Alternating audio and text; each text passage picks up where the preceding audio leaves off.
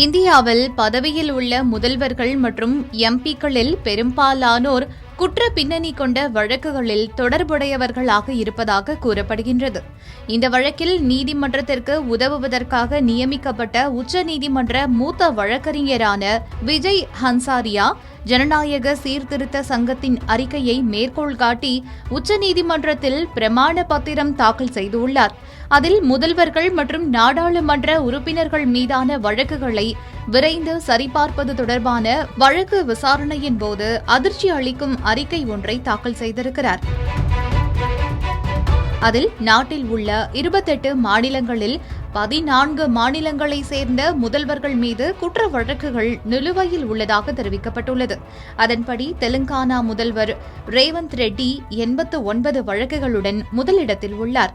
மேற்குவங்க முதலமைச்சர் சுவேந்து அதிகாரி மீது 29 வழக்குகளும், கர்நாடக முதல்வர் டி.கே. சிவகுமார் மீது 19 வழக்குகளும், ஆந்திர பிரதேச முதல்வர் சந்திரபாபு நாயுடு மீது 19 வழக்குகளும், கேரள முதல்வர் சதீசன் மீது 18 வழக்குகளும் உள்ளதாக தெரிவிக்கப்பட்டுள்ளது. அதேபோல ஜார்க்கண்ட் முதல்வர் ஹேமந்த் சோரன் மீது 5 வழக்குகளும், மகாராஷ்டிரா முதல்வர் தேவேந்திர பட்னாவிஸ் மீது 4 வழக்குகளும், இமாச்சல பிரதேச முதல்வர் சுக்வீந்தர் சிங் சுகு மீது 4 வழக்குகளும், தமிழக முதல்வர் சி. ஜோசப் விஜய் மீது 2 வழக்குகளும், பீகார் முதல்வர் சாம்ராட் சௌத்ரி மீது 2 வழக்குகளும், சிக்கிம் முதல்வர் தமாங், பஞ்சாப் முதல்வர் பகவந்த் மான், ஒடிசா முதல்வர் மோகன் சரண் மஜி, ராஜஸ்தான் முதல்வர் பஜன்லால் சர்மா ஆகியோர் மீது தலா ஒரு குற்ற வழக்கு உள்ளதாக குறிப்பிடப்பட்டுள்ளது.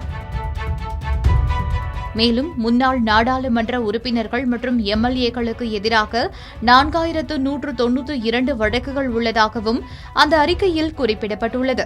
மொத்தமுள்ள 543 மக்களவை உறுப்பினர்களில் 251 பேர் மீது குற்ற வழக்குகள் உள்ளதாகவும், அவர்களில் 170 பேர் மீது அதிகபட்சமாக 5 ஆண்டுகள் அல்லது அதற்கு மேல் சிறை தண்டனை விதிக்கக்கூடிய குற்ற வழக்குகள் உள்ளதாகவும் தெரிவிக்கப்பட்டுள்ளது.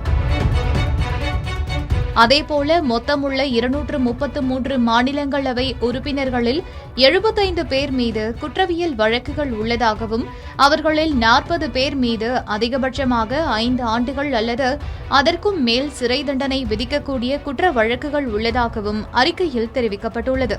மேலும் இதுபோன்ற வழக்குகளை விசாரிப்பதற்காக சிறப்பு நீதிமன்றங்களை அமைக்க வேண்டும் என்றும், இந்த வழக்கு விசாரணையை சம்பந்தப்பட்ட உயர் நீதிமன்றங்கள் தீவிரமாக கண்காணிக்க வேண்டும் என்றும் விஜய் ஹன்சாரியா நீதிமன்றத்திடம் கோரிக்கை விடுத்துள்ளார்.